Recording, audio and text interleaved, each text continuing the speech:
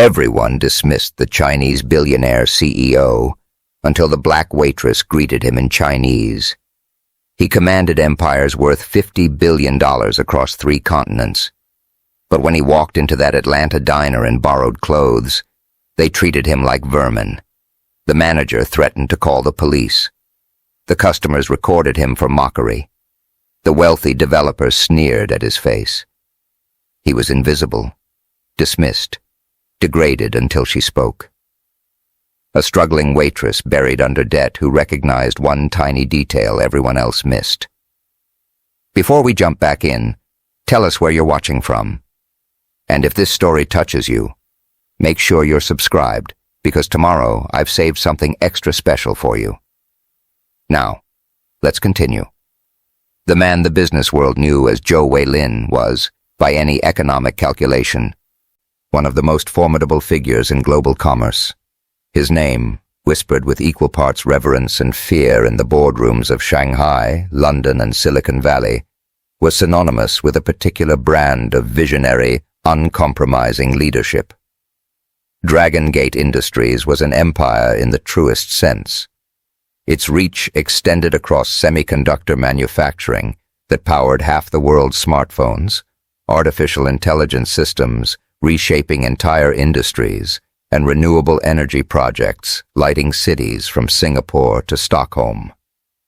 His personal fortune was a modern dynasty, so vast that market analysts tracked his quarterly reports with the same intensity they reserved for entire national economies.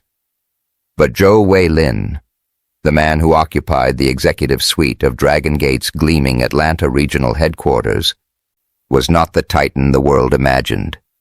He was 62 years old, a widower, and profoundly, achingly isolated.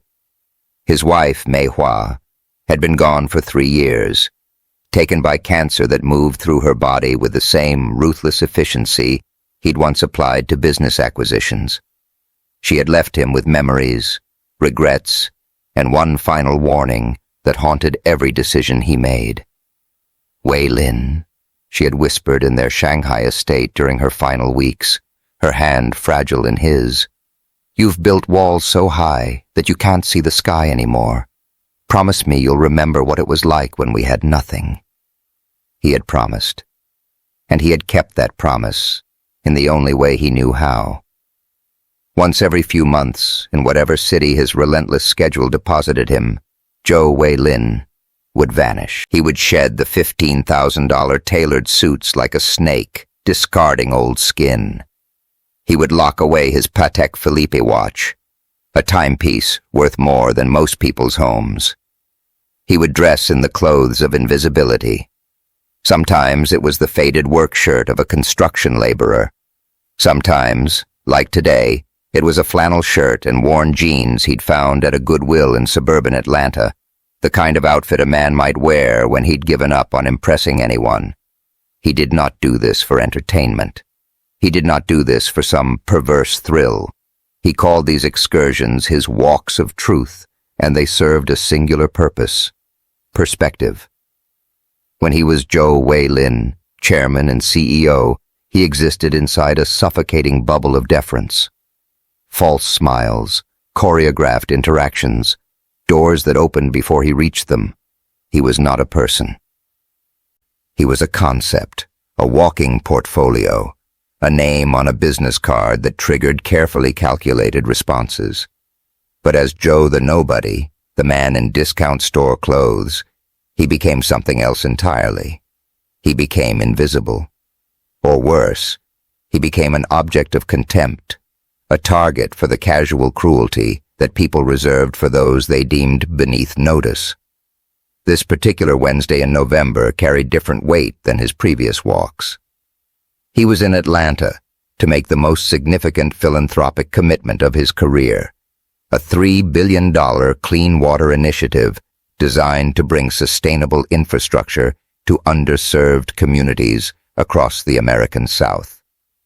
The contracts sat in his hotel suite at the Ritz-Carlton, unsigned. His legal team was waiting. His board of directors was waiting. The mayors of 7 cities were waiting. But Joe could not sign, not yet, because a question gnawed at him with the persistence of physical pain. Was he about to pour $3 billion into a society that had lost its fundamental capacity for human decency? Was he funding programs for people who had forgotten how to see each other as people? He needed to know. He needed one final walk of truth to determine if the heart of this country still beat with compassion or if it had calcified into something cold and mechanical. The decision to conduct these walks had not come easily. For most of his adult life, Joe had insulated himself from the messy reality of ordinary existence.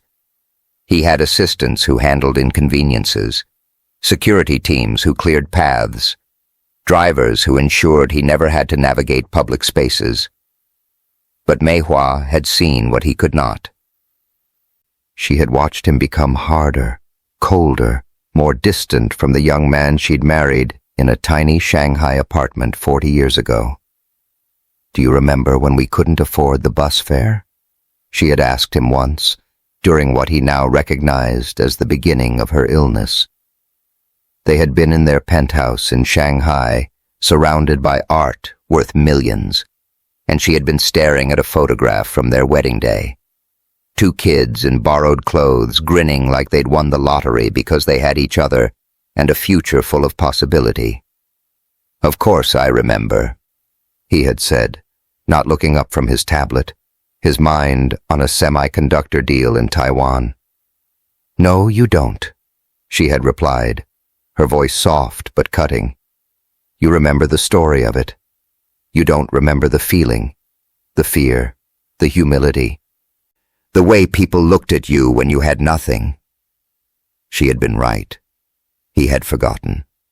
Or perhaps he had deliberately buried those memories beneath layers of success, wealth, and power.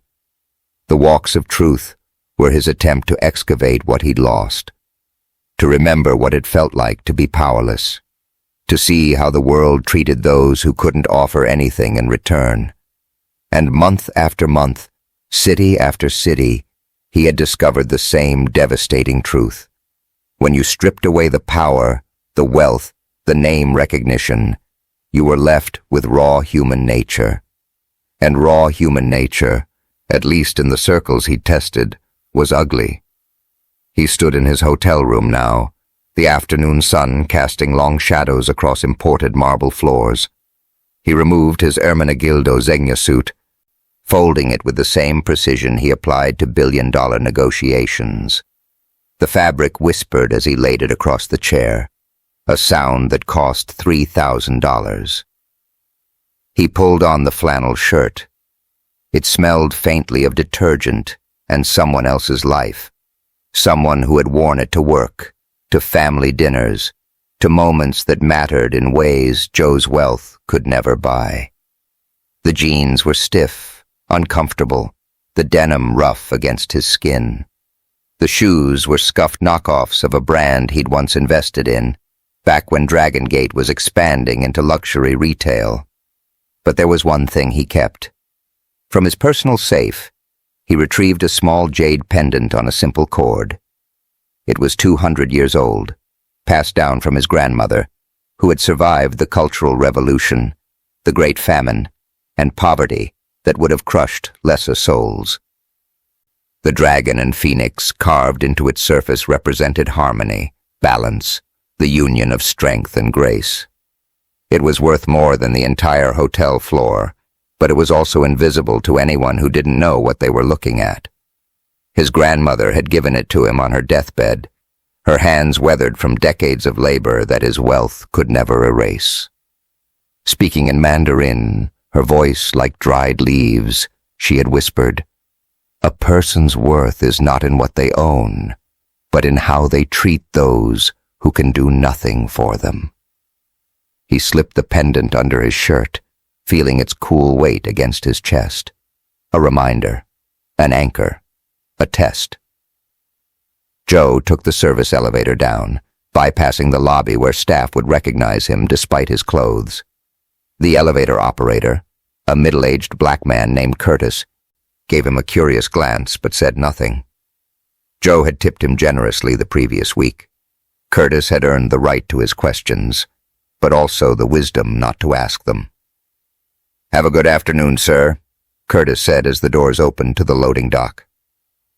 "Thank you, Curtis," Joe replied, and stepped out into the concrete reality of the hotel's underbelly. He walked past workers unloading laundry, past kitchen staff on cigarette breaks, past maintenance crews speaking rapid Spanish. Not one of them looked at him twice. He was nobody. Another tired man in cheap clothes, probably heading to a job he hated or leaving one that had broken his spirit. The November air was thick with humidity despite the season, carrying the smell of car exhaust and the sweet decay of fallen leaves. Atlanta sprawled before him, a city of contrasts. Gleaming skyscrapers rising from neighborhoods still scarred by decades of systemic neglect. Luxury condos casting shadows over communities fighting gentrification. Wealth and poverty existing in such close proximity that you could smell both on the same breeze. Joe began to walk. No destination in mind. Just observation. Just truth. For 2 hours, he wandered the streets between Midtown and downtown. He watched a businessman in an expensive golf shirt standing outside a Starbucks berate a young barista who had followed him out to return his forgotten phone. The man wasn't grateful. He was furious that she'd interrupted his call. He snatched the phone from her hand without a word of thanks and returned to his conversation about quarterly projections. Cho watched a woman in designer sunglasses and athleisure that cost more than a month's rent refuse to hold the door for an elderly man struggling with a walker. She didn't even notice him. She was too busy filming herself for social media, narrating her wellness journey, while a man old enough to be her grandfather fought with a door she'd let swing shut in his face. He watched a group of teenagers, expensive phones in hand, mock a homeless veteran sitting outside a grocery store. The man had a cardboard sign that read, "Combat vet, hungry, anything helps, God bless." The teenagers circled him, filming, one of them dancing provocatively while another narrated. "This is what happens when you don't stay in school, guys. Life lessons right here." They were laughing. The veteran kept his head down, his shoulders hunched against their cruelty, and Joe felt the familiar coldness spreading through his chest.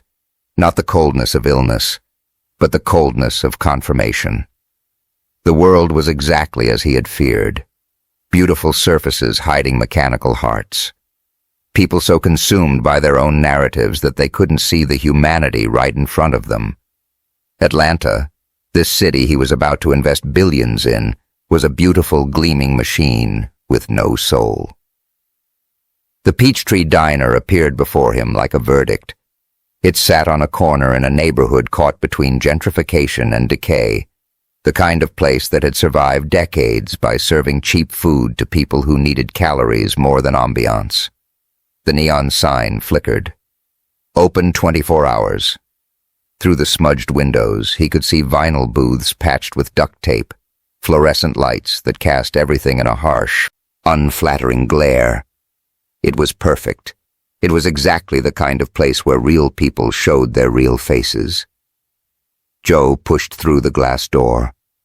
A small bell chimed, the kind that had probably been announcing customers since 1985. The smell hit him immediately. Fryer oil, strong coffee, pancake syrup, and the particular mustiness of a carpet that had absorbed 30 years of spills. It was the smell of struggling, of making do, of people who ate here because they had to, not because they wanted to. The lunch rush had passed. It was 2:15 p.m. on a Wednesday. The diner held maybe 8 customers scattered among 20 booths. A construction worker sat alone, shoveling down meatloaf. 2 elderly women shared a piece of pie. A young mother tried to keep her toddler entertained while she ate a salad that looked wilted and sad. And behind the hostess stand, arms crossed, face set in permanent disapproval, stood a blonde woman whose name tag read Stephanie. Joe Wayland's final test of humanity was about to begin. Joe approached the hostess stand with the quiet dignity of a man who had learned that posture mattered more than clothing. Stephanie looked up from her phone, her thumbs still moving across the screen for a fraction of a second before she registered his presence. Her eyes traveled over him with the efficiency of a scanner at airport security, taking inventory of everything that mattered to her particular worldview. The flannel shirt, faded and cheap, the jeans, worn at the knees, the shoes, scuffed knockoffs that had seen better days. And then her gaze landed on his face, on the features that marked him as other in her narrow definition of belonging. Her expression shifted, not dramatically, just a small tightening around her mouth, a barely perceptible raising of her chin, the micro-adjustments of someone who had already made a decision and was now justifying it. "Can I help you?" The words were technically a question, but her tone made them sound like an accusation. "Yes, please," Joe said, his English perfect but carrying the accent he'd never quite erased despite 4 decades of international business. "A table for one." Stephanie's acrylic nails, painted a shade of pink that reminded Joe of cotton candy at a carnival, clicked against the hostess stand. She glanced over her shoulder at the dining room. Joe followed her gaze. He could count the occupied tables on one hand. The diner was a cavern of empty booths and unclaimed space. Through the service window, he could see a cook working the grill, steam rising from whatever he was preparing. A server emerged from the kitchen carrying 2 plates to a table in the corner. Stephanie turned back to him, her decision made. Kitchens closed. It was such a transparent lie that Joe almost admired the audacity of it. Almost. "I see," he said quietly, gesturing toward the window where the cook was clearly still working. "The sign outside says you're open." "Not for walk-ins," Stephanie said, her voice rising just enough to carry a edge. "We're at capacity. You'll need a reservation." Joe looked again at the nearly empty diner, at the booths that could seat 60 people, but currently held fewer than 10, at the "Please seat yourself" sign that hung crookedly near the register. The Peachtree Diner had never required reservations in its 40-year history. They both knew it. The lie hung between them, naked and ugly. "I understand," Joe said, and he did. He understood perfectly. This was the answer to his question. This was humanity with its mask off. He was about to turn away, to add this moment to his growing catalog of evidence, when a voice cut through the stale air of the diner. "Maybe try somewhere more appropriate." The voice came from a booth near the window. Joe turned to see a man in his mid-40s, wearing an expensive golf shirt that probably cost more than Joe's entire current outfit. The shirt was coral pink, the kind of aggressive pastel that men wore to country clubs to prove they had arrived. A Rolex caught the light on his wrist. His hair was styled with product that Joe could smell from 10 feet away. The man was grinning, the kind of smile that never reached the eyes, the kind that said he'd made this joke before, and it had always landed well with his audience. His 2 companions, similarly dressed in their country club uniforms, snickered on cue. Joe looked at the man, really looked at him. Soft around the middle, despite the expensive gym membership his physique suggested he wasn't using. A wedding ring that probably represented a marriage as carefully maintained as his lawn. The casual arrogance of someone who had never been told no, never been made to feel small, never stood on the outside looking in. "Excuse me," Joe said, his voice still quiet. The man's grin widened. He was enjoying this. "You heard me, buddy. This is a family establishment. Maybe try the place down the street. I think they're more international." He said the word like it tasted bad in his mouth. One of his companions laughed outright now, nearly choking on his coffee. The other had pulled out his phone, angling for a shot, the reflexive documentation of cruelty that had become as natural as breathing in this age. Joe felt something shift inside him. Not anger. He was beyond anger. He had felt anger in Tokyo when a businessman had spat near his feet. He had felt anger in London when a shopkeeper had followed him around assuming he was shoplifting. But now, after 3 hours of walking through Atlanta's casual cruelty, he felt something colder. A crystallization of understanding, a final confirmation. This was it. This was the soul of the city laid bare. This was what $3 billion would be funding. Not compassion, not community, but this comfortable, laughing cruelty. He turned back toward the door, his question answered, his decision made. The contracts in his hotel room would remain unsigned. The clean water initiative would go somewhere else, somewhere that had earned it, somewhere where humanity still meant something. But before he could take a step, the manager emerged from the back. Dale was a red-faced man in his 50s, his white shirt strained across a belly that spoke to decades of his own cooking and little exercise. His comb-over was attempted artistry over a canvas that had long since surrendered to time. He had the eyes of a petty tyrant, someone who had spent his entire life in positions of small power and wielded that power like a kingdom. "Hold on," Dale said, his voice loud enough to ensure everyone in the diner could hear. This was a performance now. "Did you touch anything? We have a very strict hygiene policy here." The implication was so naked, so vicious, that Joe actually felt his breath catch. He had been called many things in his life: ruthless, brilliant, visionary, cold, but never dirty, never unclean, never something that needed to be sanitized away. "I haven't touched anything," Joe said, and was proud that his voice remained steady. "Well, I'm going to need to see some ID before you leave," Dale announced, playing to his audience now. Stephanie was watching with her arms crossed, vindicated. The man in the golf shirt and his companions were watching like this was dinner theater. "We've had problems with people from your demographic." He let the word hang there, pregnant with every ugly assumption, every lazy stereotype, every piece of casual racism that he'd probably been carrying around his entire life. At the counter, a woman who had been scrolling through her phone looked up. She saw the scene unfolding. The Asian man in cheap clothes being confronted by management, being accused of what exactly? Existing?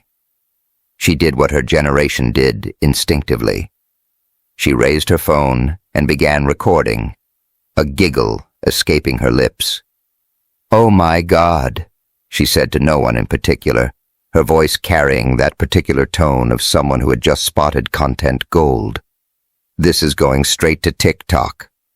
Joe Wei Lin stood there in the Peachtree Diner, in the city he'd been about to invest $3 billion in, and felt the full weight of his answer settle over him like a shroud.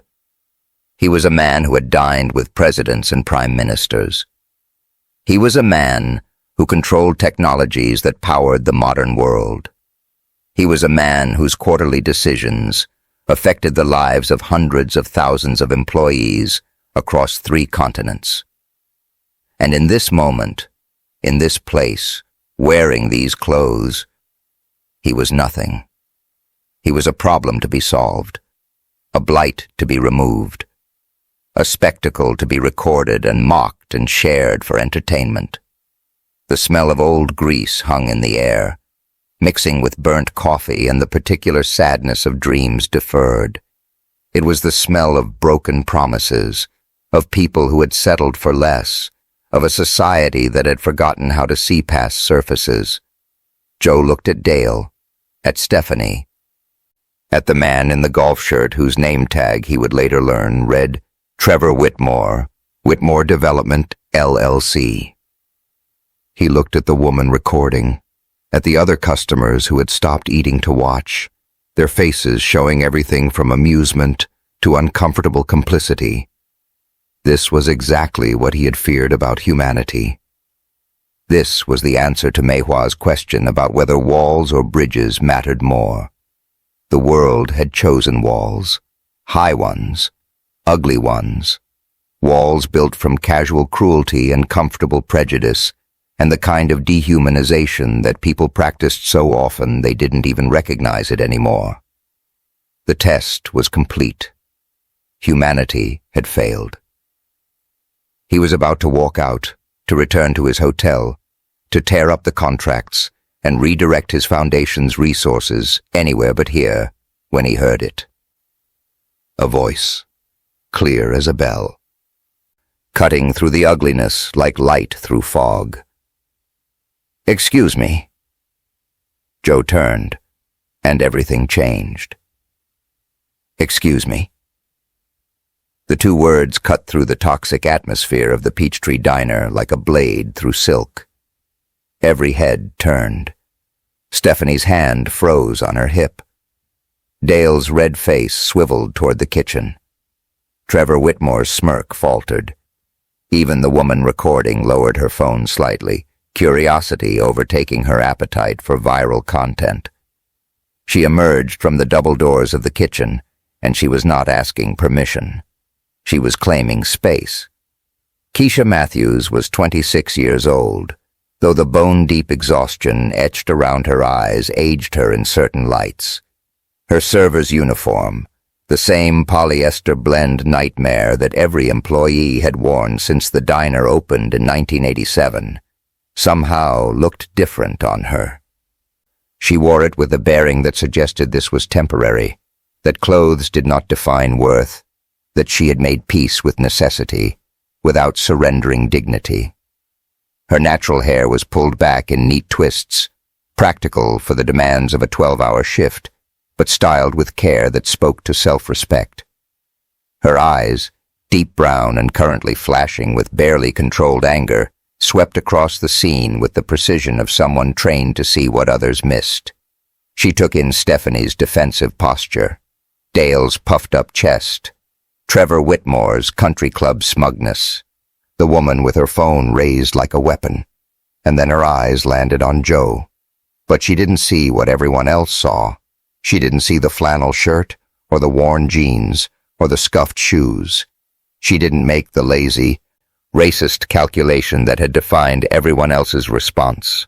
Her eyes, trained by 4 years of intensive study and sharpened by a year of immersion in a culture half a world away, went immediately to something everyone else had missed. The jade pendant. It was barely visible at Joe's collar, just a sliver of green stone catching the harsh fluorescent light. Most people would have dismissed it as costume jewelry from a flea market, if they noticed it at all. But Keisha Matthews was not most people. She had spent a year in Beijing, living with the Zhang family in the Chaoyang district. Mrs. Zhang had been a retired museum curator, a woman who had spent 40 years authenticating artifacts for the Palace Museum. On weekends, she had taken Keisha through the markets, teaching her to distinguish real jade from glass, Qing dynasty from modern reproduction, family heirlooms from tourist trash. That pendant was not costume jewelry. The carving was too precise, the jade too pure, the patina too authentic. It was a dragon and phoenix design, the symbols intertwined in the traditional style that represented harmony between heaven and earth, strength and grace, yin and yang. Qing dynasty, if she had to guess. Late 1800s, the kind of piece that belonged in a museum or a family vault, passed down through generations, worth more than she'd earn in 5 years of double shifts. The cognitive dissonance was immediate and jarring. A man being treated like trash, wearing a piece of Chinese cultural heritage that suggested lineage, wealth, and deep family history. Something was very wrong with this picture. Keisha's mind raced through the possibilities in seconds. Who was this man? Why was he dressed like this? Why was he here? But more importantly, why was he being treated with such casual, vicious cruelty? The answer to that last question was obvious and sickening. Because people like Dale and Stephanie and Trevor looked at surfaces and made judgments.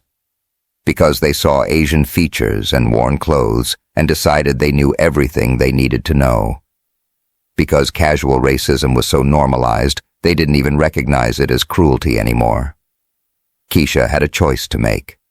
The safe choice was to stay in the kitchen, to keep her head down, to protect the job she desperately needed. She was drowning in $78,000 of student loan debt. Her parents' modest home in East Point was 3 months behind on the mortgage, the foreclosure notices arriving with the regularity of a death clock. Her corporate translation job had been eliminated during COVID, one of 10,000 positions sacrificed to a pandemic and a budget shortfall. This diner job, with its terrible pay and worse customers, was all that stood between her family and financial ruin. The brave choice was to step into the line of fire for a stranger who might not even want her help. But Keisha Matthews had not spent 4 years studying Mandarin at Spelman College, had not lived in Beijing learning about cultural bridges, had not written a thesis titled Cultural Bridges, Language as a Tool for Economic Empowerment, just to watch those bridges burn when it mattered most. She thought of Mrs. Zhang, who had told her once, speaking in Mandarin over tea in their small apartment. Language is not just words, Keisha. It's recognition. It's saying, I see you. I respect you. You matter. In a world that tries to make people invisible, speaking their language is an act of love. Keisha stepped forward. Dale, she said, her voice clear and firm as she crossed the diner floor. This gentleman is a customer. I'll seat him in my section. Dale's face, already red from exertion and anger, turned a shade of purple that suggested hypertension and poor life choices. Keisha, I'm the manager here, and I'm handling this situation. There's no situation to handle, Keisha replied, her tone professional but unyielding. There's a customer who wants a table. That's what we do. We seat customers. Stephanie's acrylic nails clicked against the hostess stand, a nervous percussion that matched her rising anxiety. The kitchen is closed, she repeated, her voice shrill now, defensive. No, it's not, Keisha said flatly, her eyes never leaving Dale's face. I just came from the kitchen. Eddie's on the grill, Rita's on salads. We're fully operational. She turned to look directly at Stephanie.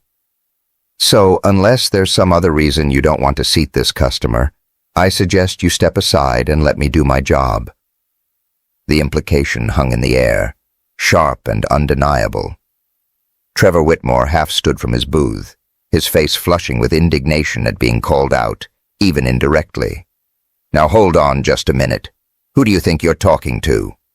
Keisha didn't even glance at him. I'm talking to my co-workers. This doesn't concern you, sir. Please enjoy your meal.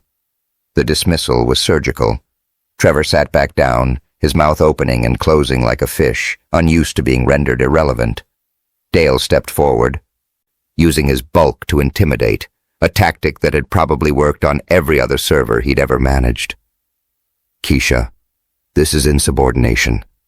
I could write you up for this. I could fire you. For a moment, Keisha felt the weight of that threat, felt the $78,000 debt, felt her parents' mortgage, felt the impossibility of finding another job that would let her work the hours she needed, felt the very real possibility that this was the moment she'd chosen principle over survival.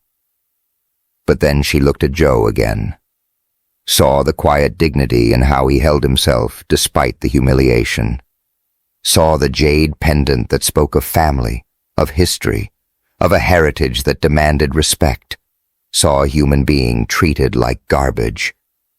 Then write me up, Keisha said, meeting Dale's eyes without flinching. But I'm still seating this customer.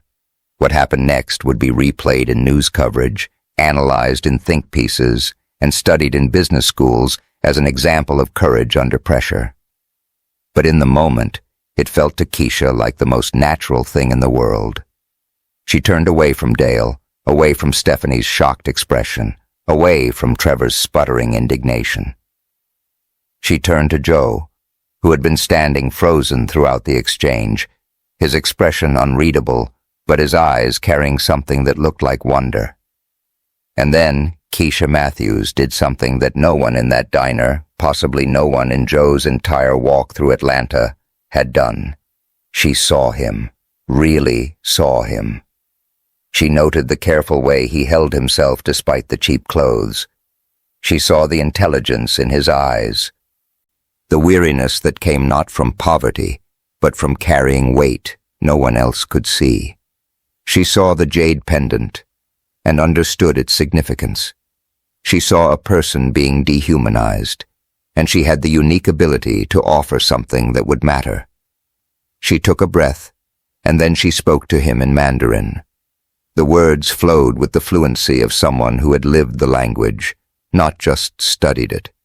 Her tones were precise, her pronunciation shaped by a year of daily conversation with native speakers, her choice of formal honorifics exactly right for addressing an elder with respect. "Sir, please come with me. I'm deeply sorry for how you've been treated." The effect was seismic. Zhou Weilin, who had been preparing to walk away, to write off this entire city, this entire investment, this entire test of humanity, froze. His eyes, which had been dulled by resignation and disgust, suddenly widened. His mouth opened slightly. His entire body went rigid with shock. For 3 hours, he had walked these streets invisible and dismissed. For the past 10 minutes, he had been mocked, degraded, and treated like a criminal. He had been called inappropriate for his demographic. He had been filmed for mockery. He had been proven right in his darkest assessment of human nature. And now this young black woman, this stranger in a polyester uniform, was speaking to him in the language of his childhood, in the language of his mother's lullabies and his grandmother's wisdom, in the language that connected him to 5,000 years of culture and history. She was speaking to him with respect, with the formal honorifics that acknowledged his humanity, his dignity, his worth. She was speaking to him like he was a person, speaking in Chinese, his voice cracking with an emotion he couldn't name. Joe responded, "You speak Chinese?"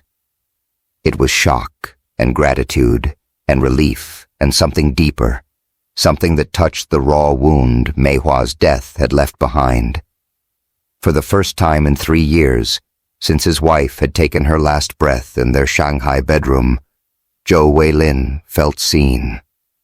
Keisha smiled, and it transformed her tired face into something warm and genuine. Continuing in Mandarin, she replied, "Yes, I studied in Beijing for a year. I lived in Chaoyang district with a wonderful family who taught me that language is the first bridge we build to understanding."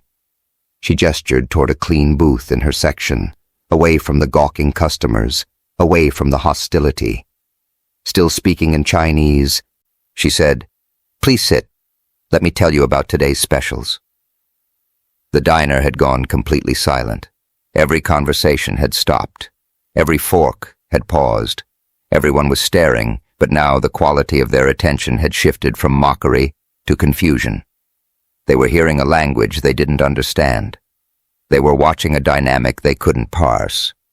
The woman who had been filming lowered her phone completely, her mouth slightly open. Stephanie looked like she'd been slapped. Dale's face cycled through purple to white to red again, his authority undermined by a server who had just switched to a language he couldn't speak. Trevor Whitmore sank back into his booth, his expression shifting from smug superiority to something that looked uncomfortably like uncertainty. The power in the room had shifted, and everyone felt it. Joe stood there, this man who commanded billion-dollar empires, who negotiated with world leaders who had built a fortune that could buy this entire city block 100 times over. And he felt tears prickling at the corners of his eyes. He followed Keisha to the booth. His legs felt unsteady, but not from any physical ailment. From the sheer emotional weight of being acknowledged, of being respected, of being treated like a human being after hours of systematic dehumanization. As he slid into the booth, the cracked vinyl somehow comforting now, he looked up at Keisha. She was pulling out her order pad, her movements efficient and professional, but her eyes were kind. Her eyes saw him. Zhou Weilin's test of humanity had just found its answer, and it was not the answer he'd expected. Keisha returned to Zhou's booth carrying a glass of ice water and the least battered menu she could find in the stack behind the counter. She set both down gently, her movements carrying a quiet grace that seemed incongruous with the chaos she'd just walked through. Speaking in Mandarin, her voice warm and unhurried, she said, "Please, take your time looking at the menu. I'll be back in a moment." Zhou looked up at her, and when he responded in Chinese, his voice carried a steadiness it hadn't held moments before. "Thank you. Your Mandarin is excellent. Where did you study?" Keisha smiled, genuine pleasure crossing her face at the compliment. Still in Mandarin, she replied, "Spelman College here in Atlanta, but I spent a year abroad in Beijing. I lived with a family in Chaoyang district." Zhou's eyebrows rose with interest. Continuing in Chinese, he asked, "Chaoyang, which part? I know the district well." "Near the Third Ring Road," Keisha said, her face lighting up with the memory. "The Zhang family. Mrs. Zhang was a retired museum curator. Mr. Zhang taught mathematics at the university. They had a daughter, Lily, who was studying abroad in California, so they had an extra room. They treated me like family." Zhou nodded, speaking in Mandarin. "That's a good area. Traditional but modern. The best of both worlds." He paused, then asked, "What did you love most about Beijing?" Keisha didn't hesitate, the words flowing in Chinese like she was back there now. "Everything. The summer palace at dawn before the tourists arrived. The forbidden city in winter when snow covered the rooftops. The hutongs where Mrs. Piu Zhang would take me to practice bargaining with the shopkeepers." Her smile widened. "And the jianbing from the street vendor near our apartment. Mr. Liu. He made the best ones in the entire city. He'd add extra egg and scallions for me because he said I was too skinny." Zhou laughed, a sound that surprised him with its genuineness. Speaking in Chinese, he said, "I grew up in Shanghai, but I spent years in Beijing for business. There's something about those street vendors. They have PhDs in human nature, all of them." "Mr. Liu certainly did," Keisha agreed in Mandarin. "He knew everyone's order by heart. He knew their family situations. He gave discounts to the students and the elderly without ever making them feel like charity cases." She paused, her expression turning thoughtful. "Mrs. Zhang told me that was the heart of Chinese culture, the invisible web of relationships, of caring for community without fanfare." Zhou felt something shifting in his chest, a warmth he hadn't experienced since Mei Hua's death. This young woman understood. She had seen past the monuments and the tourist attractions to the real soul of his culture. She had lived it, absorbed it, respected it.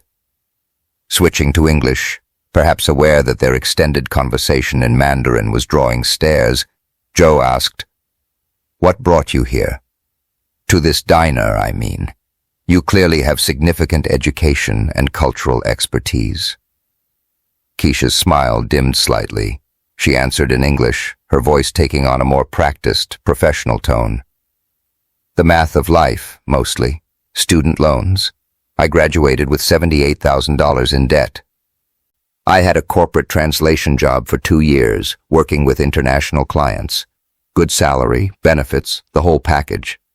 Then COVID hit, and they eliminated my entire department." She glanced toward the kitchen, then back at Zhou. "My parents have a small home in East Point. My father worked for Delta for 30 years, but his pension doesn't stretch as far as it used to. My mother's on a fixed income. When the mortgage started becoming a problem, I moved back home to help. This job and a data entry position during the day keep us afloat. Barely. Joe listened with the focused attention he usually reserved for board presentations. You're supporting your parents while paying off student loans? A lot of people are, Keisha said, her tone matter-of-fact rather than self-pitying. We're the sandwich generation. Student debt on one side, aging parents on the other. You just do what needs to be done. Your thesis, Joe said, the words careful. You mentioned you studied language as a bridge. Did you write about this? Keisha's face brightened despite the heavy topic. I did. My senior thesis was titled Cultural Bridges, Language as a Tool for Economic Empowerment. I argued that language education, particularly in strategic languages like Mandarin, Arabic, and Hindi, could create economic opportunities for underserved communities while simultaneously building cultural understanding that reduces prejudice and increases global competitiveness. She laughed, a self-deprecating sound. It was probably too idealistic. I submitted it to about 15 foundations, including some big ones like Dragon Gate Industries. Every single one rejected it. Too theoretical, they said, not practical enough, no measurable outcomes. Joe went very still. He kept his expression neutral, but inside, his mind was racing. Dragon Gate. His foundation. His team had rejected her thesis. He made a mental note to find out exactly who had made that decision and why. Tell me more, he said, leaning forward slightly. What was your central argument? Keisha needed no encouragement. This was clearly a passion that had been bottled up for too long, waiting for someone to actually ask, to actually care. Language is the ultimate bridge, she said, her voice gaining energy. Think about it. When you speak someone's language, you're doing more than communicating. You're saying, I respect you enough to meet you on your ground. I value your culture enough to learn it. I see you as worthy of my effort. It breaks down the us versus them mentality because suddenly there's no them. There's just we. Joe nodded, encouraging her to continue. But it's not just about warm feelings, Keisha continued. There's hard economic data. Communities with multilingual populations have higher median incomes, more diverse business opportunities, and better access to international markets. But we only teach language to elite students, to kids whose parents can afford private schools or expensive programs. We treat it like a luxury instead of a necessity. She was animated now, her exhaustion forgotten, speaking with the passion of someone who had spent years thinking about this, refining it, believing in it despite every rejection. I proposed a model where community colleges in diverse neighborhoods would partner with local businesses to create language and employment pipelines. Teach Mandarin to kids in Atlanta, connect them with Chinese companies operating here, create jobs that didn't exist before. Teach Spanish to kids in predominantly English-speaking communities, break down the barriers that keep communities separated even when they live on the same block. Joe asked quietly, and the foundation said this wasn't practical. Keisha shrugged, though Joe could see the old hurt in the gesture. They said it was nice in theory, but impossible to implement. Too expensive. Too difficult to measure success. Not scalable. She met his eyes. They wanted something that could show results in a quarter. I was proposing something that would show results in a generation. And you still believe in it? Joe asked. Even after all the rejections? I have to, Keisha said simply. Because I've seen it work. I've lived it. When I speak Mandarin to someone like you, I'm not just translating words. I'm building a connection that wouldn't exist otherwise. That has value, real value, even if nobody wants to fund it. Around them, the diner had settled into an uncomfortable awareness of their conversation. Trevor Whitmore was whispering to his companions, his phone out now, fingers moving across the screen. The woman who had been filming was watching with an expression that had shifted from mockery to something harder to read. Curiosity, perhaps, or the dawning realization that she'd misjudged the situation. Dale stood behind the counter, his arms crossed, his face radiating disapproval. Every few moments he'd glance toward Keisha's section, his jaw working like he was chewing on words he wanted to say, but couldn't quite spit out. Keisha glanced at her order pad, suddenly remembering she was supposed to be working. "I should take your order. I'm sorry. I got carried away." "Don't apologize," Joe said in English, then switching to Mandarin added, "It's rare to meet someone who thinks deeply about things that matter." In Chinese, Keisha asked, "What would you like to eat?" "Soup," Joe replied in Mandarin. "Whatever the soup of the day is. And hot tea, if you have it." "We do," Keisha confirmed in Chinese. "I'll bring it right out." She stood to leave, but Joe spoke again, switching back to English. "Earlier, you said you wanted to work in international relations, cultural diplomacy. Is that still your dream?" Keisha paused, her order pad still in her hand. "Dreams are expensive," she said quietly. "Right now, I'm focused on keeping my parents' house and paying down debt. Maybe someday, when the math works out differently." "But if you could," Joe pressed gently, "if money weren't an obstacle, what would you do?" Keisha looked at him, really looked at him, as if trying to understand why this stranger in worn clothes cared about her abandoned dreams. Finally, she answered, "I'd build bridges between people who think they have nothing in common," she said. "I'd create programs that bring people together across cultural lines before prejudice and fear can take root. I'd prove that understanding isn't naive or idealistic. It's strategic. It's economically sound. It's the only way forward in a world that's getting smaller every day." She smiled, slightly embarrassed by her own earnestness. "But that's just me being idealistic again." "Maybe the world needs more idealism," Joe said softly. As Keisha walked toward the kitchen, Dale intercepted her near the service window. His voice was low but sharp, meant only for her ears. "What do you think you're doing?" he hissed.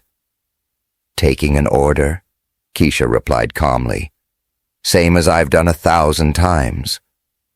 "You embarrassed me out there," Dale said, his face reddening again. "In front of customers, in front of Stephanie. You undermined my authority. You were refusing service to a customer based on how he looked," Keisha said, meeting his eyes steadily. "That's not authority. That's discrimination." Dale stepped closer, using his bulk to intimidate. "I want him out. Tell him the kitchen really is closed. Tell him we don't have what he ordered. I don't care. Get rid of him." "No," Keisha said simply.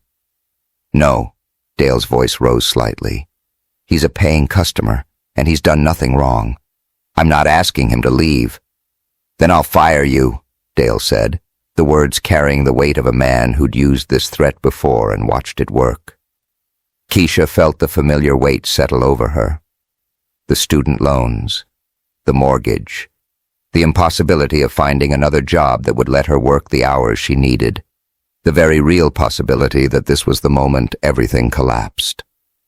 But then she thought of Joe, sitting in that booth with quiet dignity. She thought of Mrs. Zhang in Beijing, who had taught her that character was what you did when no one was watching. Or when everyone was watching and it would cost you. She thought of her own thesis, her own words about bridges and understanding and the courage it took to connect across divides. "Then fire me," Keisha said, her voice steady. "But I'm not throwing him out. He's sitting in my section and I'm going to serve him his soup and his tea, and I'm going to treat him with the respect every customer deserves. If that cost me my job, then this wasn't the right job anyway." Dale stared at her, clearly not used to anyone calling his bluff. Finally, he stepped back. "This isn't over," he muttered. "I didn't think it was," Keisha replied, and pushed through to the kitchen. She returned 5 minutes later with a bowl of chicken soup and a pot of hot tea. She set both in front of Joe with care, the steam rising between them. "Is everything all right?" Joe asked in Mandarin, having clearly observed the tense exchange with Dale. "Everything's fine," Keisha lied in Chinese, then smiled. "Enjoy your meal." As she turned to leave, Joe spoke again in English. "Keisha, may I ask you something?" She turned back. "Of course." "Do you believe what you told me? About bridges? About language creating understanding and breaking down barriers? Do you really believe it works?" Keisha didn't hesitate. "I'm talking to you right now, aren't I? An hour ago, you were being treated like you didn't matter. Now we're having a conversation about culture and dreams and the future. Something changed. A bridge was built. So yes, I believe it works. I've seen it work. I'm watching it work right now." Joe looked at her for a long moment, his expression unreadable. Then, in Mandarin, he said something that Keisha would remember for the rest of her life. "My wife believed people like you were the future. She said the world would be saved by bridge builders, not wall makers. I thought she was being naive. I thought the world had moved past caring about such things." He paused. "Thank you for proving me wrong." Keisha felt tears prick her eyes.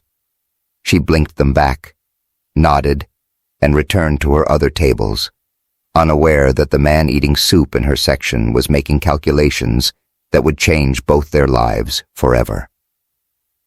Zhou Weilin sat in the cracked vinyl booth, eating soup that tasted like redemption, and thought about Mei Hua, about her final words, about walls and bridges and the kind of person who would risk their job to defend a stranger's dignity. This, he thought, was what he'd been looking for. This was the answer to his question. Compassion still existed. It was just harder to find than cruelty. But it was worth finding. It was worth $3 billion. Maybe more. Joe finished his soup slowly, savoring each spoonful not for the taste, but for the simple humanity of the moment. Keisha had returned twice to refill his tea, each time with a quiet efficiency that spoke to years of service work, but also with a warmth that suggested she genuinely cared whether he was comfortable. During her second visit, Joe gestured to the jade pendant at his collar. Speaking in Mandarin, he asked, "You noticed this earlier. Can you tell me anything about it?"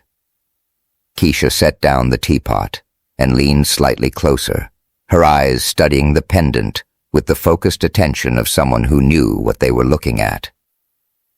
She responded in fluent Mandarin, her voice carrying the careful precision of someone making an assessment.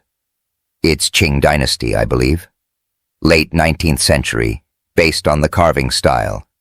The jade is imperial green, which is rare and valuable. The dragon and phoenix design represents the harmony between heaven and earth, the balance of masculine and feminine energies, the union of emperor and empress." She paused, then added, "But this specific design, with the phoenix's tail wrapping around the dragon's body, suggests it's not imperial, but aristocratic. A family crest, perhaps. Definitely an heirloom passed down through generations." Joe's eyes widened. He had owned this pendant for 40 years, since his grandmother's death, and had never heard a more accurate assessment outside of the museum curator who had authenticated it for insurance purposes. Speaking in Chinese, his voice carrying genuine amazement, he said, "You could work in a museum. That's exactly correct. My grandmother gave it to me on her deathbed. Her grandmother gave it to her. 5 generations in my family." Keisha smiled, pleased but not boastful. Continuing in Mandarin, she said, "Mrs. Zhang taught me well. She said understanding the story subjects carry is as important as understanding their monetary value." She was right, Joe replied in Chinese. He was about to say more when the phone behind the counter rang. The sound cut through the diner's low murmur of conversation. Dale, who had been watching Keisha's section with barely concealed irritation, snatched up the receiver. "Peachtree Diner," he answered, his voice still carrying an edge of anger from his earlier confrontation with Keisha. The voice on the other end was crisp, professional, and clearly frantic. "Yes, hello. This is Lawrence Park, Executive Assistant to Chairman Zhou Weilin of Dragon Gate Industries. I'm trying to locate Mr. Zhou. Our GPS tracking shows his mobile phone at your establishment. This is extremely urgent. Have you seen an Asian gentleman, early 60s, possibly alone?" Dale's face cycled through confusion first. The name meant nothing to him. "Zhou? What?" "Zhou Weilin," Lawrence repeated, enunciating carefully. "WEI-LIN, Chairman and CEO of Dragon Gate Industries. It's critical that I locate him immediately." Dale stammered, his brain struggling to process. We have customers, but no one by that name." Across the diner, Trevor Whitmore's head snapped up. He had been scrolling through his phone, probably composing some sneering social media post about the scene he'd witnessed. But that name, Zhou Weilin, Dragon Gate Industries. Trevor's face went sheet white. Lawrence's voice sharpened over the phone. "Sir, please check again. This is not a casual inquiry. Mr. Zhou is the chairman of a $50 billion corporation. His security detail has lost contact with him. His phone's GPS is pinging from your location. I need you to look around your establishment and tell me if you see him." Dale's hands started shaking. $50 billion, chairman, CEO. The words weren't connecting to anything in his reality. There's no one here who looks like... What does he look like?" Lawrence asked, his patience clearly fraying. "He's Asian, sir, early 60s. Our tracker shows he's stationary at your location and has been for approximately 20 minutes. Dale's eyes swept the diner. The only Asian customer was the man in the flannel shirt, the man he'd demanded ID from, the man he'd implied was dirty, the man sitting in Keisha's section eating soup. "Hold on," Dale said, his voice strangling. He put the phone down on the counter, not hanging up, just setting it down with trembling hands. He pulled out his own phone and typed with fumbling fingers. "Zhou Weilin, Dragon Gate." The search results loaded. Images flooded his screen. Zhou Weilin in a boardroom, wearing a suit that probably cost more than Dale's car. Zhou Weilin shaking hands with the President of the United States. Zhou Weilin on the cover of Forbes magazine. The headline reading, "Zhou Weilin, the $50 billion man reshaping global technology." Zhou Weilin on the cover of Fortune. Dragon Gate's renewable revolution. How one man is changing energy forever. Zhou Weilin accepting an award from the United Nations. Dale's face drained of all color. His hands were shaking so badly he nearly dropped his phone. He looked up across the diner at the man in the flannel shirt sitting calmly in booth 7. Same face, same eyes, same quiet dignity. Oh God. Oh God. Oh God. The phone on the counter crackled with Lawrence's voice. "Sir, are you still there? Have you located Mr. Zhou?" Dale couldn't speak. He couldn't breathe. He had just demanded ID from... He had just implied that... Stephanie, noticing Dale's sudden paralysis, approached the counter. "What's wrong? Who's on the phone?" Dale couldn't form words. He just turned his phone screen toward her. Stephanie looked.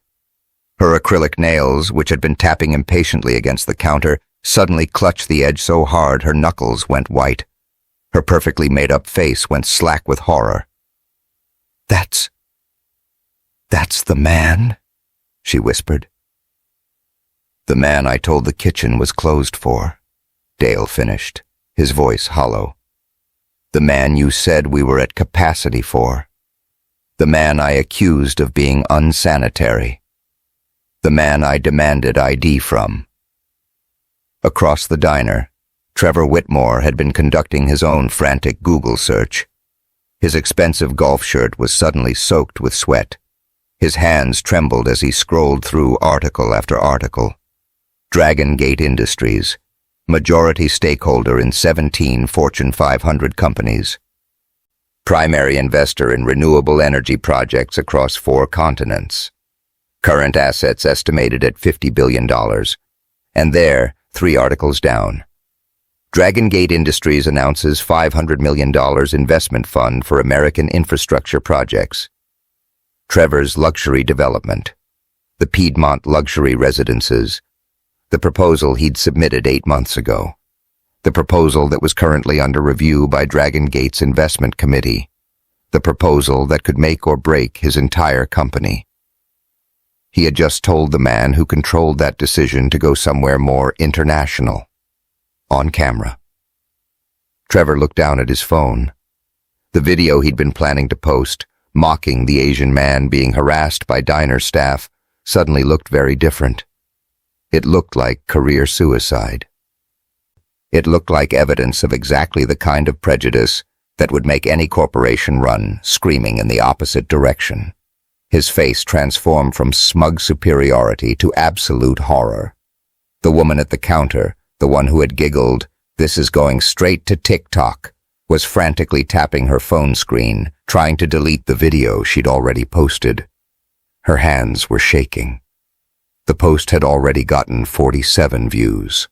47 people had already seen her gleefully filming a billionaire CEO being racially profiled. "Delete, delete, delete," she muttered under her breath, her face pale. The diner had transformed into a pressure cooker of dawning horror. Every person who had watched, every person who had laughed, every person who had pulled out their phone, was now realizing exactly what they'd done and who they'd done it to. Keisha, unaware of the chaos erupting around her, approached Joe's table with a fresh pot of tea. She refilled his cup with the same careful attention she'd shown throughout the meal. Speaking in Mandarin, she asked, "Is there anything else I can get for you?" Joe looked up at her, and his eyes were calm. He had noticed the panic spreading through the diner. He had seen Dale's face drain of color. He had watched Trevor Whitmore's smug expression crumble into horror. He knew what was happening, but he kept his attention on Keisha. Continuing in Chinese, he said, "Sit with me for a moment, if you can. I'd like to tell you about the woman who gave me this pendant." Keisha glanced toward Dale, who was still frozen behind the counter, then back at Joe. She slid into the booth across from him. Joe touched the jade pendant, his fingers gentle on the ancient stone. Speaking in Mandarin, his voice taking on the quality of a storyteller, he began, "Her name was Jo Lin, my grandmother. She was born in 1920, in a village so poor that children died of hunger every winter. When she was 16, the Japanese invaded.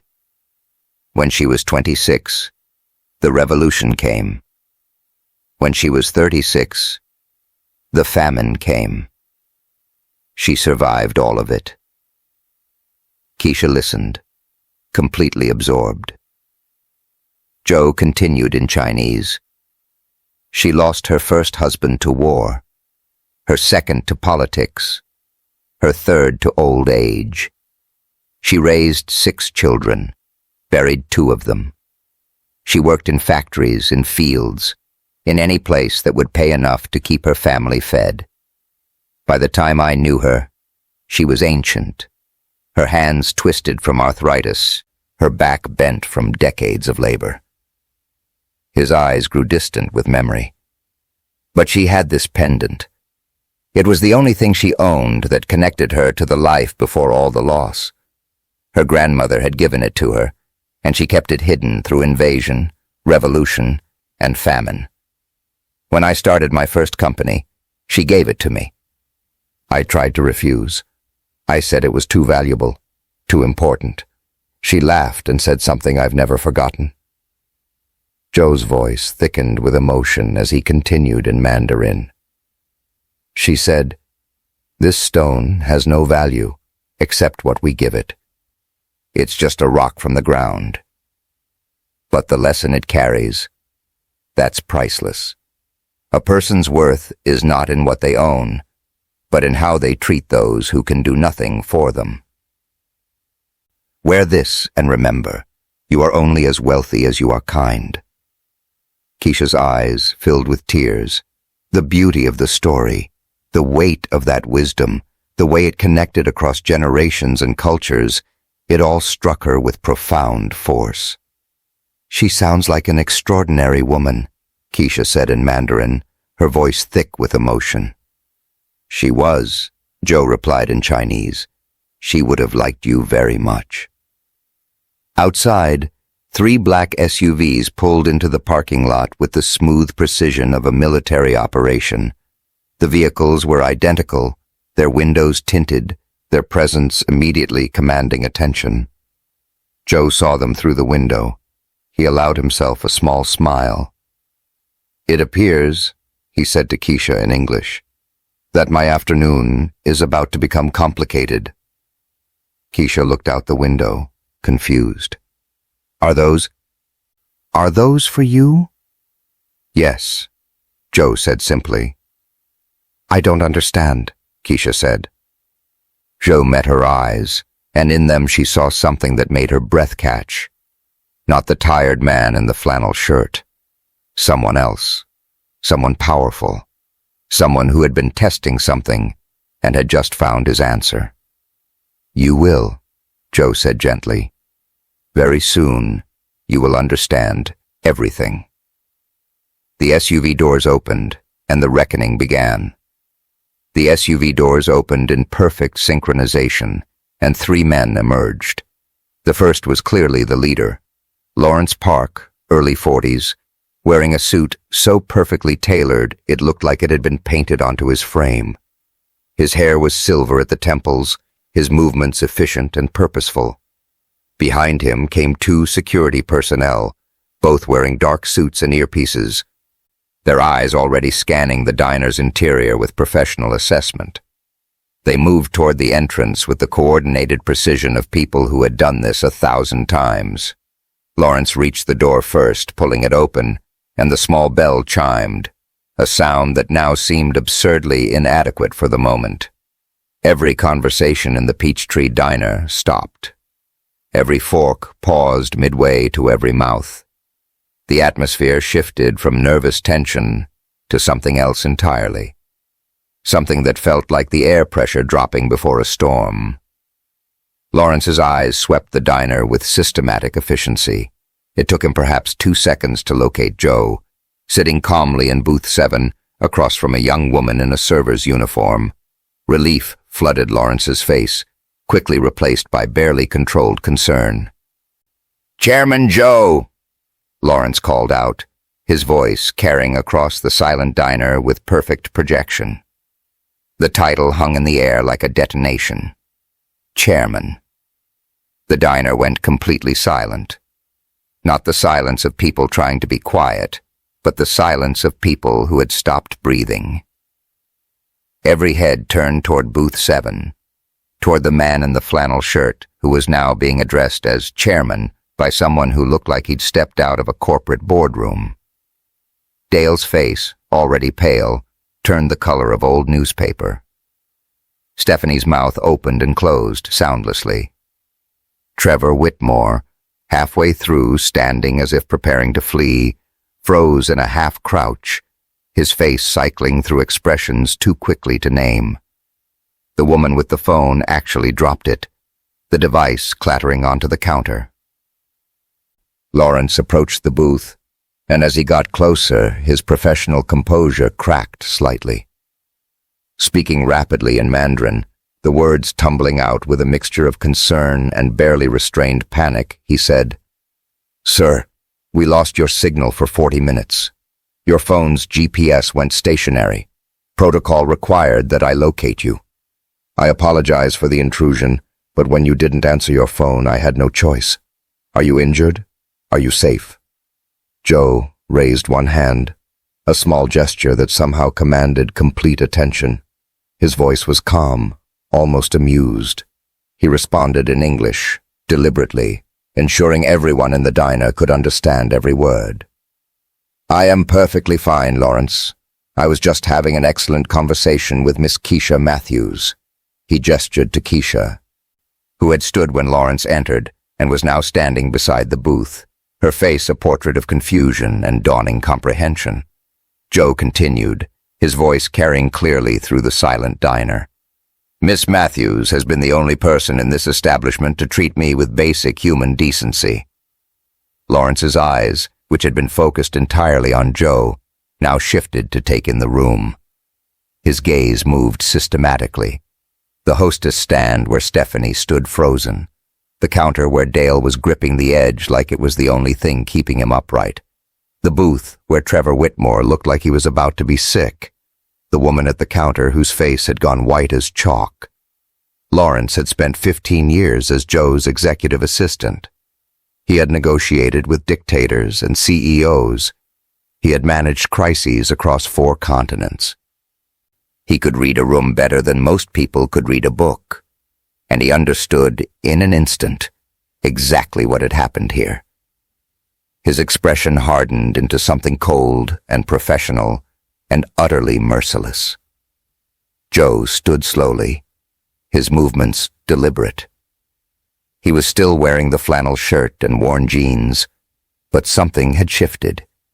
It wasn't the clothes that had changed. It was the way he inhabited them. The quiet dignity that had been there all along now carried the unmistakable weight of authority. He looked at Lawrence, but his voice was pitched to carry to every corner of the diner. "In fact, Miss Matthews has restored something I thought was lost. She has reminded me that compassion still exists, even in places where cruelty seems to have made itself comfortable." Joe turned to Keisha. She was trembling slightly, her eyes wide, clearly trying to piece together what was happening. Joe bowed to her, a slight inclination from the shoulders, the traditional Chinese gesture of deep respect from one person to another of equal worth.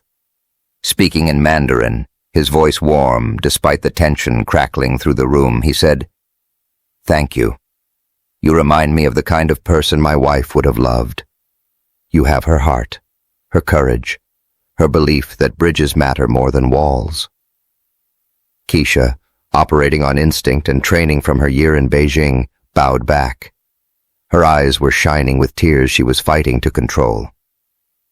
Then Joe turned to face the room. He switched back to English, and his voice lost all its warmth. What replaced it was the voice of a man who commanded empires, who made decisions that affected millions, who had built a fortune through precision and an absolute unwillingness to tolerate incompetence or cruelty. His eyes locked on Dale first.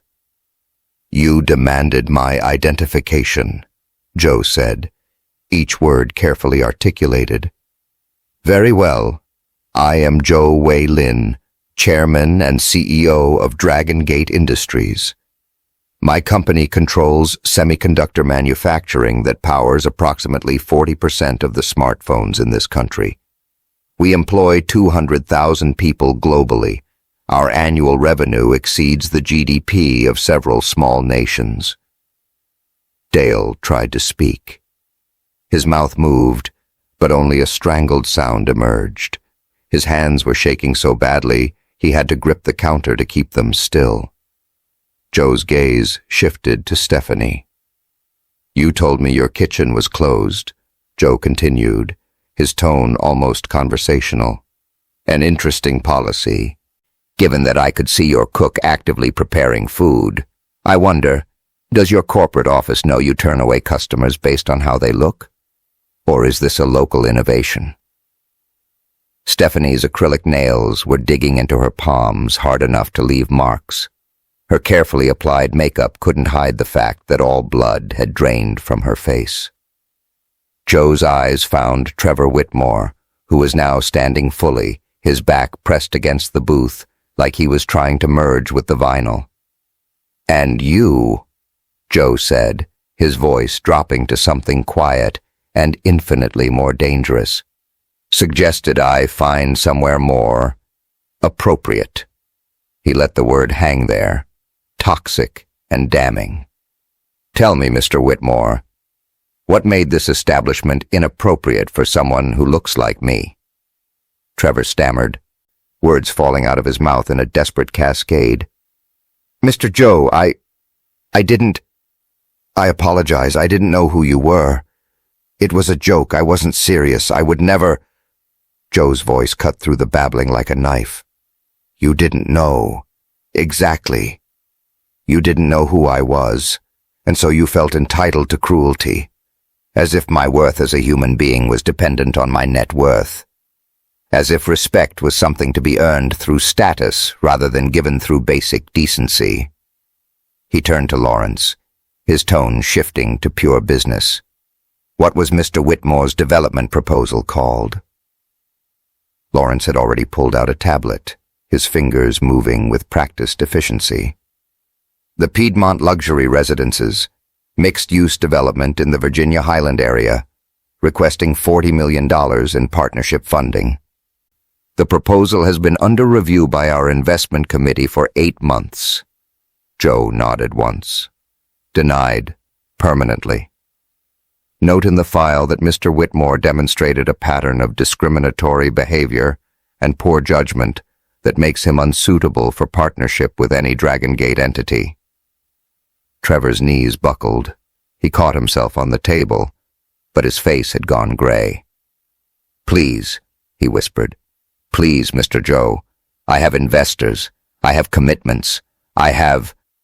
You have consequences," Joe said flatly. "Welcome to them." He turned back to Lawrence. "Contact the corporate headquarters of this diner chain. I want a full report on today's events delivered to their leadership by tomorrow morning.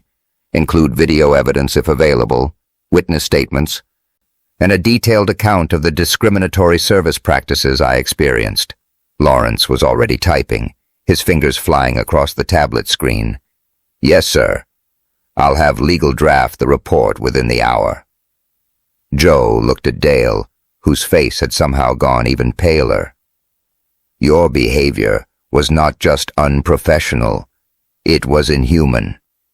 You saw someone you perceived as powerless and decided that gave you permission to degrade them. I wonder how many others you've treated this way. How many people have walked out of this diner feeling exactly as you intended them to feel. Small, unwanted, less than." Dale's mouth worked soundlessly. No defense came, no explanation, just the hollow recognition of a man who had just lost everything and knew he deserved it. Movement near the door caught Joe's attention. The woman who had been filming was trying to slip out, her head down, her phone clutched to her chest like a shield. "One moment." Joe's voice stopped her mid-step. She froze, her hand on the door handle. Joe's voice was almost gentle. "Your video. The one you said was going straight to TikTok. I assume it's already posted?" The woman turned, her face streaked with tears of terror. She nodded, unable to speak. Joe turned to Lawrence. "Have our legal team retrieve it. All copies, all platforms. I want it as evidence, but I also want it documented for any future legal proceedings. Make sure we capture the metadata, timestamps, geolocation, everything." "Understood," Lawrence said, already sending messages on his tablet. The woman made a small sound, something between a sob and a whimper. Joe looked at her, and his expression held no anger, just a terrible, cold assessment. "You thought you were documenting someone's humiliation," he said quietly. Instead, you documented your own character. That video will follow you. Not because I'll make it, though I could, but because that's what you chose to create, and choices have consequences. He let her go. She fled through the door like she was being chased. Joe stood in the center of the diner, surrounded by the wreckage of people's assumptions and prejudices. Then his expression softened. He turned back to Keisha, who had been watching the entire scene with wide eyes, her hand covering her mouth. His voice, which had been cold steel moments before, became warm again. Miss Matthews, do you have a business card? Contact information? Keisha shook her head, still too overwhelmed to speak properly. She grabbed a napkin from the dispenser and a pen from her apron. Her hand shook as she wrote her name and phone number, the numbers barely legible. Joe took the napkin gently and handed it to Lawrence. Priority contact. I want you to call Miss Matthews within 24 hours to arrange a meeting. Clear my schedule for whatever day and time is convenient for her. Lawrence took the napkin like it was a sacred document. Yes, sir. Absolutely. Joe looked at Keisha one more time. Thank you, he said simply, for seeing a person when everyone else saw a problem, for building a bridge when everyone else was building walls, for reminding me why the work matters. He reached into his pocket and pulled out a money clip. He placed $300 bills on the table, far more than the cost of soup and tea, for the meal and the conversation. Both were exactly what I needed. Joe turned to Lawrence. I'm ready to return now. As they walked toward the door, Joe paused at the threshold. He looked back at the diner one last time, at Dale behind the counter, at Stephanie at her hostess stand, at Trevor still frozen in his booth, at the other customers who had watched it all unfold. For what it's worth, Joe said, his voice carrying one final time. You all had a choice today. Every single one of you. You chose who you wanted to be when you thought it didn't matter, when you thought no one important was watching. Remember this feeling. Remember what it costs to choose cruelty over compassion. Then he walked out, Lawrence and the security personnel flanking him, leaving behind a diner full of people who would never forget the day they learned that every interaction matters, that every person deserves dignity, and that sometimes the most powerful person in the room is wearing a flannel shirt from Goodwill. Keisha stood alone in the wreckage, holding $300 bills in one hand and the weight of a life about to change in the other. 2 days later, Keisha Matthews sat in her small apartment in East Point, staring at her phone like it might explode. The apartment was a study in making do. Furniture from thrift stores and family hand-me-downs, stacks of books on Chinese language and culture piled on every available surface, bills arranged in careful stacks on the kitchen counter ordered by urgency and impossibility. The mortgage notice for her parents' house sat on top, stamped in red, final notice. She hadn't slept more than a few hours since Wednesday afternoon. Every time she closed her eyes, she saw the scene replaying. Joe's quiet dignity, the SUVs arriving, the look on Dale's face when he realized who he'd been talking to, Lawrence Park's professional efficiency, and Joe's final words to her. We'll be in touch within 24 hours. It had been 48 hours. She'd started to think maybe it had all been some fever dream, some stress-induced hallucination brought on by too many double shifts and too little sleep. But the news coverage said otherwise. Her laptop was open on the coffee table, browser tabs multiplied like weeds. Billionaire CEO faces discrimination at Atlanta diner. Dragon Gate chairman Zhou Weilin speaks out against racial profiling. Viral video shows restaurant staff harassing tech mogul. The woman's TikTok video had been retrieved by Dragon Gate's legal team, but not before it had been shared 8,000 times. The internet had done what the internet did best, identified everyone involved within hours. Dale's Facebook profile, Stephanie's Instagram, Trevor Whitmore's LinkedIn. Dale had been fired within 3 hours of Joe leaving the diner. The corporate office had issued a statement saying his actions do not reflect our values, and that he'd been immediately terminated. Stephanie had quit before they could fire her, posting a rambling apology on social media that only made things worse. Trevor Whitmore's development deal had collapsed spectacularly.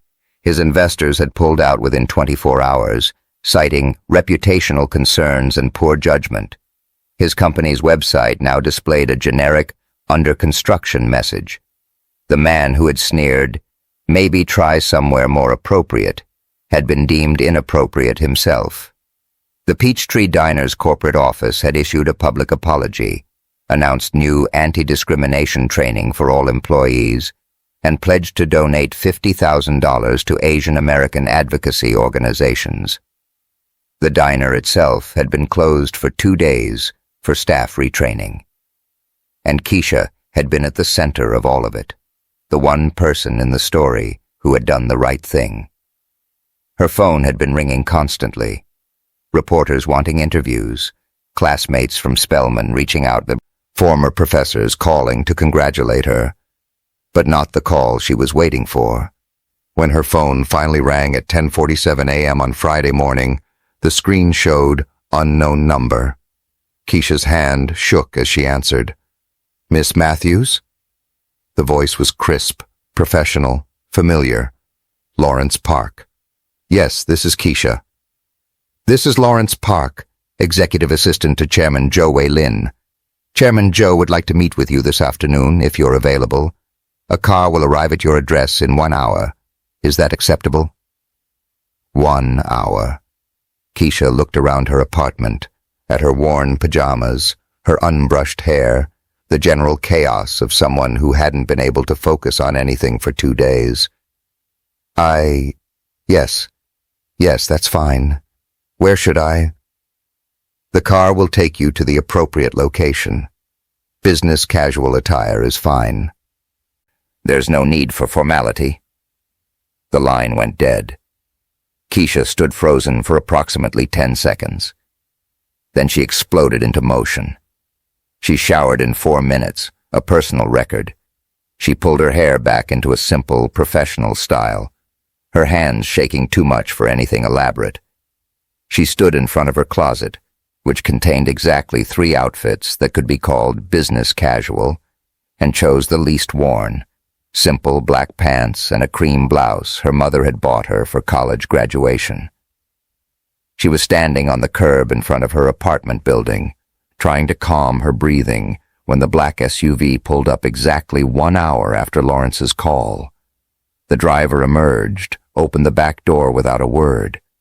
Keisha slid into leather seats that probably cost more than her monthly rent. The drive through Atlanta felt surreal. They headed north, into the gleaming towers of Buckhead. When they pulled up in front of the Ritz-Carlton, Keisha's breath caught. Lawrence Park was waiting in the lobby, looking exactly as he had at the diner. Impeccable suit, silver temples, professional warmth that didn't quite reach his eyes. Those eyes were doing calculations, assessments, measuring her in ways she couldn't quite identify. "Miss Matthews," he said, offering his hand. "Thank you for coming on such short notice." "Of course," Keisha managed. "Chairman Joe is waiting upstairs." The elevator ride to the penthouse level was silent except for the soft classical music playing from hidden speakers. Lawrence stood with his hands folded, his expression neutral. Keisha focused on breathing. The elevator opened directly into a suite that redefined Keisha's understanding of luxury. The space was elegant and understated, with clean lines and minimal furniture. Original Chinese art hung on the walls, pieces that Keisha recognized from her studies as valuable beyond calculation. The windows overlooked the city, Atlanta spreading out below like a map. And by those windows, looking out over the skyline, stood Joe Wei-Lin. He turned as they entered, and Keisha saw immediately that this was a different man than the one in the flannel shirt. He wore simple but elegant clothing, traditional Chinese style and deep navy. His bearing was no longer that of someone hiding, but of someone completely comfortable in his power. Speaking in Mandarin, his voice warm with genuine pleasure, he said, "Thank you for coming, Miss Matthews." Keisha bowed slightly, responding in Chinese, "Thank you for inviting me." Joe gestured to a low table where a traditional tea service was arranged. "Please, sit. Let me offer you tea." They sat on cushions arranged around the table. Joe performed the tea ceremony with practiced grace, the movements meditative and precise. He poured for both of them, the ancient ritual creating a bubble of calm in Keisha's storm of nerves. After they both had tea, Joe set down the pot and looked at her directly. "I need to be honest with you about something," he said in English. Keisha's stomach dropped. Here it came, the disappointment, the revelation that she'd misunderstood something crucial. 3 months ago, Joe continued, my foundation received a thesis titled Cultural Bridges, Language as a Tool for Economic Empowerment, written by a recent Spelman graduate named Keisha Matthews. Keisha's hand froze on her teacup. My team reviewed it and recommended rejection. Too idealistic, they said. Not practical, no measurable outcomes, unable to scale. Joe's expression was unreadable, but something about it intrigued me, so I read it myself. He leaned forward slightly. Your argument was compelling, but I've been a businessman for 40 years. I've seen 1,000 compelling arguments that collapsed when they touched reality. I was skeptical. So when my schedule brought me to Atlanta for the Clean Water Initiative, I did something unusual. I researched the author. I found out where you worked, and I made a decision. Keisha's voice came out as a whisper. You were testing me. No, Joe said gently. I was testing your thesis. Does cultural understanding truly create bridges? Or is it academic theory that sounds beautiful, but changes nothing? He smiled. You proved it's real. You saw a jade pendant and recognized 5 generations of family history. You spoke Mandarin with respect and warmth. You defended a stranger at risk to your own livelihood. You built a bridge to someone who everyone else had decided wasn't worth crossing the street for. Joe stood and walked to a briefcase sitting on a nearby desk. He returned with 3 documents. This, he said, placing the first in front of her, is a check for $78,000, the exact amount of your student loan debt. Keisha gasped. I can't accept this. I didn't help you for money. Joe smiled, and it was the first genuine smile she'd seen from him. I know. That's exactly why I can offer you this. He placed the second document in front of her. It was a contract, the Dragon Gate Foundation letterhead at the top. Position, Director of Cultural Initiatives, Dragon Gate Foundation. Salary, $180,000 annually. Your responsibility would be to redesign our foundation's entire approach to community investment, using cultural bridges to create economic opportunity, starting with the $3 billion Clean Water Initiative, but reimagined through your vision. Keisha couldn't breathe. The numbers didn't make sense. This didn't happen, not to people like her. Joe placed the third document on the table. And this is a loan payoff for your parents' home in East Point. Your family should not lose their foundation while you build bridges for others. That was when Keisha broke. The tears came in a flood she couldn't control, great heaving sobs that shook her entire body. All the stress, all the fear, all the impossible math of her life, it all came pouring out. Joe sat quietly, giving her space for her grief and relief. When she could finally speak, Keisha said, Why? Why me? My wife, Mei Hua, Joe said softly, his own eyes bright with emotion. She believed the world was held together by people like you. People who see humanity first, who build bridges instead of walls, who choose compassion even when it costs them. He pulled out his phone and showed Keisha a photo, a woman with elegant features and kind eyes standing in a garden. She was a teacher in rural China before I met her. She taught in villages so poor that children walked miles for school. She never forgot where she came from, never let success make her cruel or cold. His voice thickened. When she died, I built walls. I stopped seeing people. I convinced myself the world had become too harsh for kindness to matter. He looked at Keisha. You tore those walls down with a single sentence in Mandarin. You proved my wife was right. The world still has people who choose bridges. Joe explained his vision.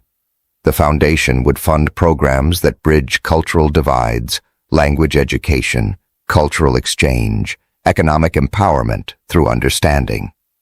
Your thesis wasn't idealistic nonsense, he said. It was a blueprint.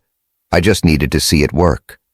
Keisha, composing herself, asked, What about Dale, Stephanie, Trevor? What happens to them?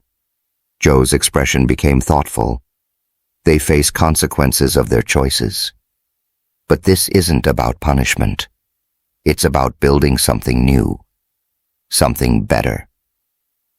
He handed her one final piece of paper, an invitation to join him at a public signing ceremony in 1 week. The initiative is being renamed the Meihua Clean Water Initiative. It will have a community advisory board focused on cultural inclusion and equitable opportunity, and you will chair that board. 1 week later, Keisha stood on the steps of Atlanta City Hall, wearing a suit that Joe's team had helped her choose, her parents in the audience crying with pride. Joe signed the $3 billion commitment with Keisha beside him, cameras flashing, reporters shouting questions. The initiative was restructured to employ local communities, emphasize cultural inclusion, create pathways to opportunity for people who looked like Keisha, who looked like Joe, who looked like everyone Atlanta had historically left behind. In the back of the audience, barely visible, stood Dale. He'd taken a job at a community center in the neighborhood where he'd grown up, humbled and rebuilding. After the ceremony, he approached Keisha. I'm sorry, he said simply. I was wrong. Keisha looked at him, this man who had tried to throw her customer out, who had threatened her job, who had embodied everything her thesis argued against. We all have the chance to build bridges, she said, every day. The question is whether we choose to. Reporters surrounded Joe and Keisha on the steps. One shouted, Chairman Joe, why did you choose Miss Matthews for this position? Joe answered in English, his voice carrying clearly, because she saw a person when everyone else saw a problem. Then he repeated it in Mandarin for the international press. Keisha added, her voice strong, because walls are easy to build. Bridges take courage. The story ended not with an ending, but with a beginning. Joe and Keisha walked into the foundation office together, ready to prove that compassion could be strategic, that understanding could be profitable, that bridges built on respect were stronger than walls built on fear. One sentence in Mandarin, one act of seeing, one bridge that changed everything. Thank you for staying with me until the very end of this incredible journey. If this story touched your heart, wait until you see what's coming next. It's even more powerful and inspiring than you can imagine, so don't go anywhere. Click on that video showing on your screen right now to dive into another amazing story that will absolutely blow your mind. Trust me, you won't regret it.